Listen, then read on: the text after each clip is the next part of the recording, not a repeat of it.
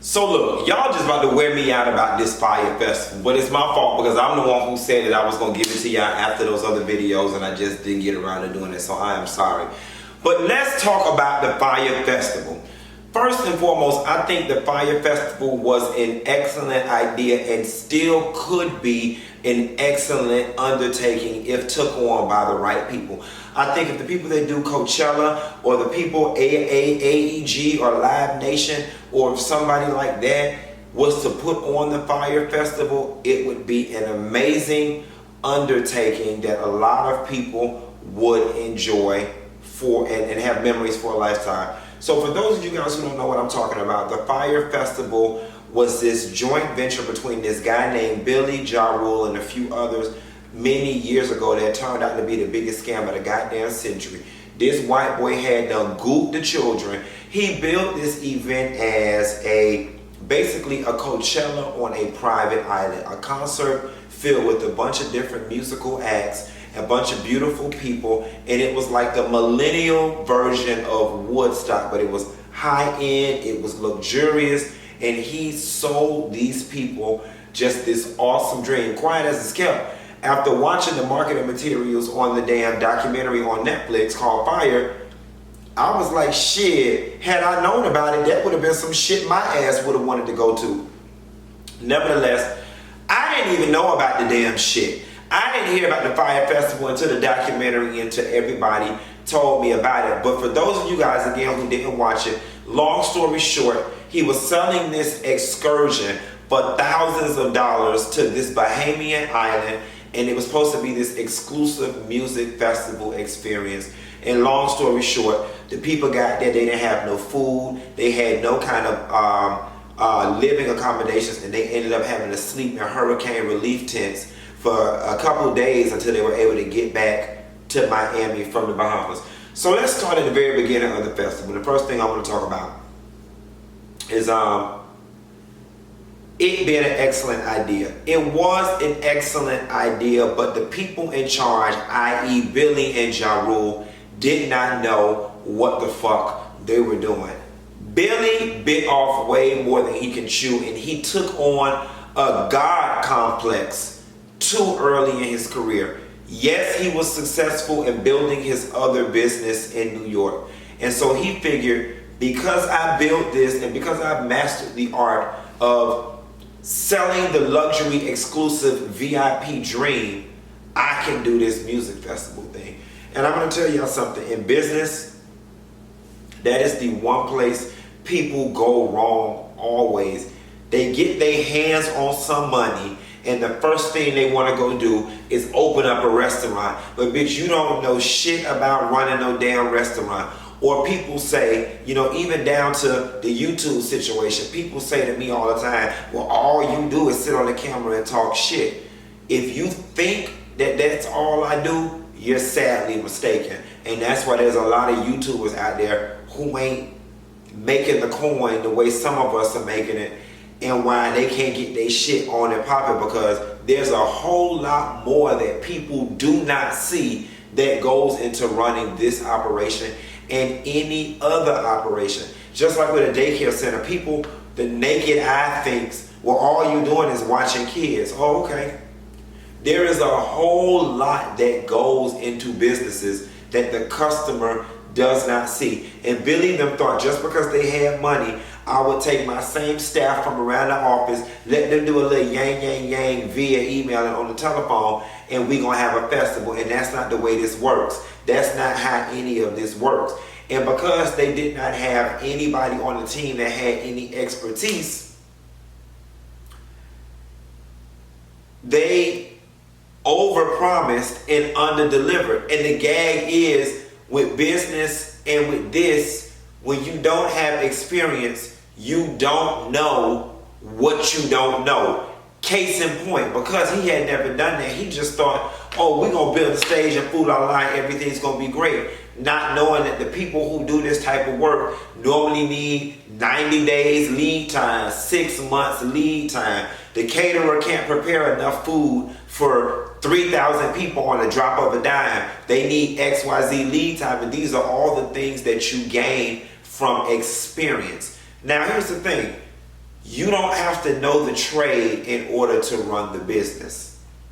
But if you're going to be number one and you're going to be the financier, but you're going to be ignorant to the trade, then your number two has to be well versed in what the hell was going on. Ja Rule, from what I gathered watching the documentary, was his number two, but really didn't have any skin in the game in terms of finances. It was not Ja Rule's money that was being spent.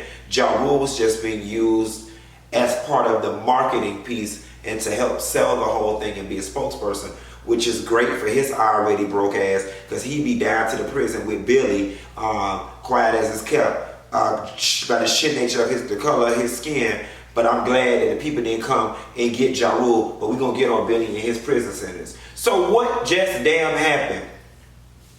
I think too with Billy, you could tell Billy was the fat kid that went to the good school, but all the other kids picked on him and they never chose him to play kickball. You could tell by the way Billy walked that he was a fucking lame. And so what it is he was addicted to the notoriety. He was addicted to what the money from his original business got him, which was girls, access, and respect amongst the cool kids. The people on the staff was already saying when they were going down there to film the marketing materials and to scout the different locations that it was a big fucking party and that no work was going on. And the gag is, yeah, you can afford to party when it ain't your damn money. Billy had got some investors on board and the money was coming in so easy that he was just down there renting boats and jet skis and spending up all the church's money on some bullshit. Now here's a point I want to make about easy money. Easy come, easy go. I got a lot of homegirls that back in the day and even currently dated drug dealers. And as a result of dating drug dealers, they would have this mentality that, oh, if a guy ain't breaking me off with so and so and so and so, I ain't doing this, or I ain't eating at this kind of place. And I used to always tell them, ain't no hard working man, no man who get up and go to work and actually put in hours for his money, just gonna be breaking you off for you to shop frivolously. It's a person who ain't have to work hard for that money, who that money coming easy to, who is willing to give it away so quickly because they don't understand what it took to get that dollar. And that was Billy's situation. The money was coming in so easy and it was other people's damn money. He wasn't really pressed at how quickly he was spending money. But here's the funny thing that happens with fame, money, popularity, especially when you didn't have it. It's intoxicating. It's addicting. But when you step back and look at the situation, anybody with common sense and two halves of brain cells would realize, whoa, we're spending way too much money and we don't have a never-ending supply. And even if we do stand to make a pretty chunk of money, we need to keep some of this in our pocket as profit, and we cannot spend up what little profit, what profit we're due to get on the front end with all these boats and alcohol and all this type of foolishness. So, you know, there are a lot of good takeaways from the Fyre Festival documentary. The first thing that I want to talk about is the genius of marketing. The marketing piece was genius. And if only Billy and other people like Billy put their powers to use for good. These guys took a chunk of money. They hired all of the top social media influencers, including the Kendall Jenners, Chanel, Iman, all these other Instagram models who had millions of followers collectively.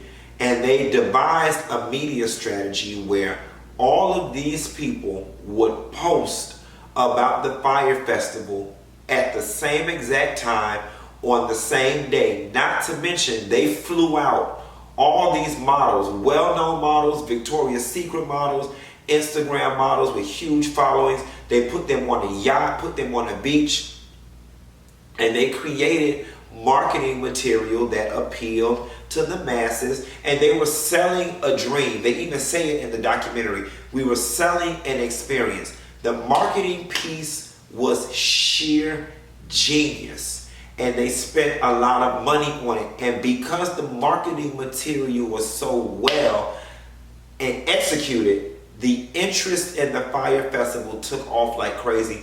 And these rich little New York kids and rich little kids from all around the world were spending thousands and thousands and thousands of dollars to attend what was going to be like the event of the year. Now the gag is this, y'all. Do y'all notice though, and this kind of rubbed me the wrong way, but it's because I'm woke, that there were no bona fide black people in that marketing piece. They had Chanel Iman, but she's culturally ambiguous when it comes to it at the end of the day. And it just trips me out how when white people get ready to market luxury products, black people or minority faces are never part of the marketing materials unless it's a Sofia Vergara looking female or, you know, Penelope Cruz or somebody of that physical aesthetic. I even look at it when you go to rental apartments, or when you look at, you'll drive past a construction site that they're getting ready to build a new condo building or new restaurant or something. If you notice, people of color are never in the marketing materials. I guess the implication is white is right and white is the epitome of luxury, or we're trying to, or, you know, which is equally as racist, the alternative I'm about to provide. But the rationale could also be, we are selling this product to white people, and white people most identify with other high-end, rich-looking white people.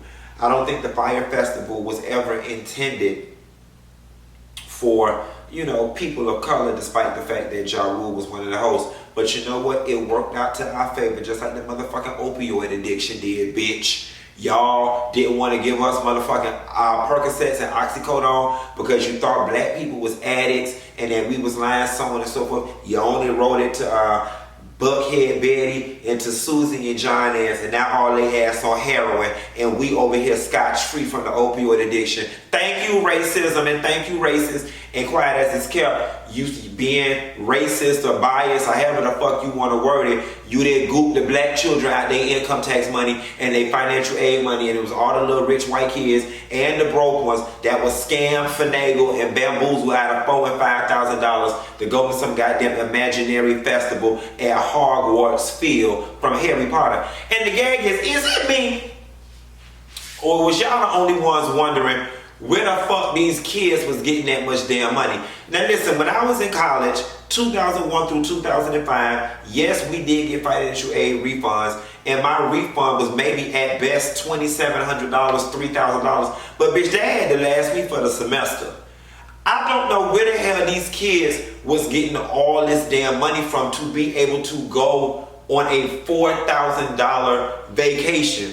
When I was in my early 20s, bitch, we were taking $500 vacations. We were going to New York. We were going to Panama City. We might have took a 3-day cruise during the winter time, but we did not have thousands and thousands of dollars. Quiet as it's kept, I'm 35 years old, and I just got to a point where a bitch can invite me to a $5,000 vacation, and I'm able to do it without consequence. But before that, so, you know, maybe that was part of the reason too why they didn't have no people of color in the marketing material, because they was like, shit, people of color ain't got that type of money. So, you know, I get it. Maybe y'all wasn't racist. Maybe you was just looking out for us. Either way, it worked out for our good, because you didn't goop the black childrens and all the white people is mad and trying to sue. But you can sue me all you want and get a judgment, but I cannot give you what I do not have. Okay. But all it takes to get any successful product off the ground is a concerted social media strategy and marketing campaign.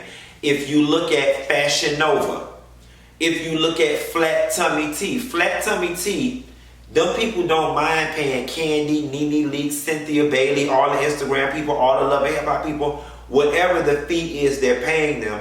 Because, and I know that sometimes I go down my Instagram timeline and you'll see on this particular day, everybody is posting about Flat Tummy Tea. You could tell they launched a campaign. They did it with the Smile Bright thing when everybody's trying to whiten their teeth. Super Scent does it well with her crayon case in terms of getting the makeup influencers to all post at the same time. People follow these influencers. That's why Fashion Nova is taking off the way it is, and they're selling y'all cheap ass clothes off of AliExpress. But it's got you thinking that this is the hottest next thing. The same thing with this ugly, tacky ass, need to be burned in the trash Fendi shit. Burn it, bitch. Burn it. They got all the right people wearing it, and everybody thinks they've got to have it because it's the hottest shit. So the marketing piece was genius. But where did things go wrong? For me, I think things went wrong from inception, but I do think had they not got kicked off that very first island, that they would have been able to pull this event off. I still don't think they would have been able to pull it off to the luxurious magnitude in which they sold people, but I think they would have been able to pull it off. Here's that thing with white entitlement and that God complex. The people had done told Billy, despite the fact that this was Pablo Escobar's old island, we are trying to shake the stench of that off of this island. And quiet as it's kept, majority of the people who even know who Pablo Escobar are, they just about died out. These baby boomers, these young people, they don't know that this was his island. This is an opportunity for us to rebrand this. And they specifically told Billy they didn't want no Pablo Escobar references associated with that island. Those people saw the marketing materials, and the first thing you open up with is Pablo Escobar's whatever. I want Pablo Escobar's island retreat. I want to know from Billy's perspective, what the fuck did you think was happening? Them people already told you what their expectations was, and that's they shit. Them people must have been the people who own an island. First of all, you've got to be rich when you own an island. But they had to be so comfortable in their finances that they didn't give a fuck that they was not going to get whatever little piece of money that Billy was offering them or they agreed upon, because they did not want that. Not to mention the money would have been no good, no way, if they couldn't have made no future revenues on that island, because it still got that Pablo Escobar stench. So I'm not mad with them people at all for kicking them off the island. But what was fucked up is they were now, like a couple weeks out, and they needed to find another island, secure infrastructure, so on and so forth. And when they finally found another island, it was like, okay, shit, how are all these people going to use the bathroom? That's a legitimate oversight for somebody who doesn't have large event experience. My ass wouldn't have been thinking about that either. I'm not going to lie to you. I'd have been thinking about food, lodging, and the performers. You forget the devil is in the details. And when you don't have the experience, you don't know to factor in little things like that. Now here's where things get complicated and things get sticky. They lost a lot of money, and they now needed another influx of cash to be able to pull this off and to pull it off quickly. And when the money started drying up, Billy started offering different packages and tier levels of things that you could get that he could not even guarantee. And it sucks that nobody on his team, we always want to blame the team, but the gag is, bitch, I work for this man and I need my check. All I can do is give him my recommendation, but he's the one that makes the final decision. I just hate that there was nobody around him who was more steadfast or more secure financially that would have been able to really just tell him, no, we can't do this, and I'm walking away if you try to continue to go. This is not going to work. Instead, people just kept going and going and going. And I like what one of the guys said, which was, I think because every time we gave Billy an obstacle of something that was impossible and we were able to pull a Christmas miracle, we created a monster. Because each time we came to a new hurdle, in Billy's mind, he was like, well, y'all fixed it the last time. Why can't you fix it this time? Until the hurdle was just too tall to climb. And that's what ended up happening. I understand Billy's rationale for trying to pull it off anyway. You don't spent up all the church's money, and you don't fucked up what little was left. Now your ass is on the hook for all this money. You got to try to at least make these people they damn money back. All these people's faces you don't smile up into and got millions and millions of dollars. Then even when you knew you were in the red, instead of counting your losses, you went back and secured millions and millions and millions of more dollars that you knew you could not pay back. Now I've got a question. You know, I know a lot living in Miami, which is a tourism city, how economies depend on that tourism dollar. But I'm just curious as to why the Bahamas did not require Billy to have some sort of liability insurance for them folks and put up an X amount of dollar bond for bringing in that many people. Because if something would have happened to those people, they would have been coming after the Bahamian government for whatever situation. And I'm surprised they didn't do a better job at protecting themselves. Now that would have protected them from a liability perspective, but I think had Billy gone down the insurance track, maybe he could have gotten some sort of event insurance as well, a la what the performers and Caesar's Palace and all those people have when they do these residencies with Tony Braxton and all these other people, and how when Tony filed bankruptcy, you know, these people was able to recoup their money from the insurance company. Insurance, I don't know how much of their problem it would have made better, but it would have helped with it. Now, here's the other thing. I think the people who came, the people who were expecting the luxury villas, especially the higher end luxury villas, they would have been super duper pissed off. I think for the most part, a lot of the kids would have felt gooped, but I think they also would have felt all right with the tents had they been dry, nice beds, some plants, some fans, or some portable air conditioners. It seems kind of cool despite the fact that you oversold and underdelivered the experience that you were going to provide for us. But Billy fucked up the thing when it rained. Like, I'm not about putting other people in harm. And at the point in which it rained, it's the day of the event, and you knew that you had already took these people's money and they had nothing to come to, why would you allow these people to spend even more money, you know, traveling, getting food, and wasting their time to fly over there to nothing? Like, that's the part where I kind of just lost it. I'd have beat the shit out of Billy and then had the nerve to evacuate and get off the damn island because shit got too hot. Typical Ponzi scheme, white man on Wall Street bullshit. You rob people and then you want to run and fear for your safety, and now somehow you're a little kid and you're reduced to being the victim. They should have lynched Billy ass, and that's just all to it. Them people was out there with nothing to eat, nothing to drink, no real sanitation, no way to bathe, no way to relieve themselves. You know, people could have got hurt in them situations. Desperate times call for desperate measures. They already told you how the people was looting and plundering and taking whole boxes of shit. Then, child, they had them people luggage all in a goddamn trailer. Had no kind of order or organization. Again, going back to you don't know what you don't know when you have not put on big time events. Bitch, and the part that was even more horrible was the people who were stuck in the airport, who couldn't get in or out the airport. Bitch, you know it wasn't enough plugs for all them goddamn people to charge their phones, so on and so forth. They stuck in the airport with no food and no water.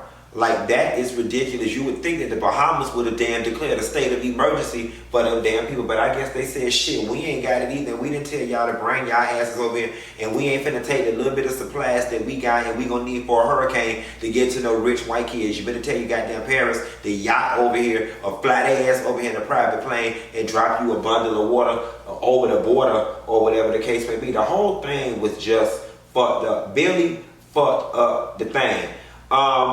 Now, what I like is that the black woman who owned the facility, She tried her hardest to feed them people.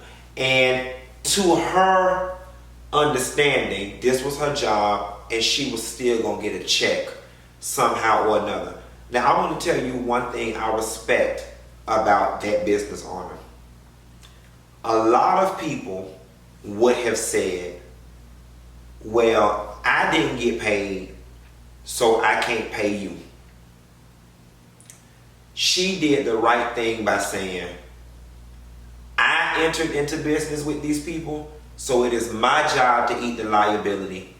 And y'all worked, and I'm loyal to y'all. So I'm going to deplete my whole personal savings to make sure my people get paid. I don't know a lot of people who would have did that. A lot of people would have kept their damn money and been like, oh well, and gave you a sob ass, I'm sorry, and told you to get it how you live. But look at how God fixed it for her in the end. That lady was in so much pain, she could not even talk about it. And people started to GoFundMe for her. And a few days after the documentary came on, I saw on one show that it was like at 125 something thousand. I'm sure by now it's probably well over 200,000, probably close to 3. I am happy for her that she was able to get her money back and then some. It was fucked up. They needed so much labor that they called, you know, all the different people from the Bahamian island, kids, teenagers, whomever, fuck school, fuck whatever it is you're doing, fuck your real job, come out here and work. These people is toiling out in the hot sun like slaves, and they did not get paid. That shit has got to hurt. Like, bitch, I worked one time out of college for a non-profit agency, bitch, and I went to the bank to cash my check, and they're holding cash. And the bank people gave us our check back, and they did not cash. And that was just, and I eventually got my money 2 or 3 days later. You know what I'm saying? But I know what it felt like, me just working 2 weeks on an office job and not getting paid. I couldn't imagine what it felt like, the people out there toiling in the damn sun, fucking around with Billy ass and not getting paid. Let me tell you something. It was some ass that was going to get whooped up in there today. And it was going to be Billy's and anybody else that looked like this and not like this. They had a Fyre Festival shirt on, because, bitch, we need an understanding. Get Candy Burris on the line. There's no way that we can work it out. It wouldn't have been no working it out. Here's the question I got. Where did all the money go and who got it? Now, I was talking to a friend down to the bar yesterday where the Honda cars be, and she was saying that she still think Billy got a lot of the money. Me personally, I think the money is all gone. I think Billy has spent a large portion of the money on the front end with all these yachts and vacations and Instagram models, and they gave Kendall Jenner, Kylie Jenner, which one of them, they said they gave her $250,000 for an Instagram post, or $500,000, something ridiculous like that. And then the other money, they had to pay the vendors. They had to pay the people as they constructed the stage. Quiet as it's kept. I personally think they depleted all that Fyre Festival money. I don't think Billy got any of it. I may be wrong. Here's what's fucked up though. Billy leaves the island, leave them people over there stranded with no answers, no nothing. You get back to the U.S. Your company goes bankrupt. You end up laying everybody off without pay, giving them a vague answer about if they'll be able to get unemployment, so on and so forth. And then you go off into hiding. Now the FBI picks up the case. Your ass goes into hiding. You would think you would just lay low. You take the Fyre Festival email and using another homeboy as the face man, you start going through the email thread trying to scam people out of money, selling them things that don't exist. Met Ball Gala tea tickets. You can't buy tickets to the Met Ball Gala tea. Anna Wintour personally invites and approves everybody who attends the Met Ball Gala tea. Selling tickets to the Grammys. Bitch, this ain't no fucking Heat game. You can't just go to Ticketmaster.com and get tickets to the Grammys. Now, granted, the average person do not know better, and Americans are so infatuated with being VIP and having one notch above the next person that they're like, oh, I can get tickets to the Met Ball Gala tea. Here's my credit card. You still haven't learned your lesson. That God complex At any rate, bitch, your ass is going to motherfucking prison, okay? Ain't no white privilege and no white skin gonna get you out of this. I know this ain't funny, but shit, your ass would have been better off killing all them damn Bahamians and getting off scotch-free. That's the shit white people get away with. One thing about it, white people send other white people to jail over the color green, okay? Racketeering, embezzlement, and Ponzi schemes, that is one thing white folks go to jail for. You might not go to jail for killing a person of color, but your ass going over killing them Benjamins and keeping them people coins. Nessa girl, that's the Fyre Festival. I mean, you know, I couldn't squeeze a whole lot of comedy out of it because it was just a lot of material to cover, but y'all wanted it, there it is. That's all I got, ain't got no more. I'm about to get out of here and go to Publix to get me some dinner and get ready for the live show. If you're new to my channel, y'all be sure to like and subscribe, and don't forget Dineva Live, our live show on YouTube every Tuesday night at 9 o'clock for the most part. And I'll call you later, girl. Bye.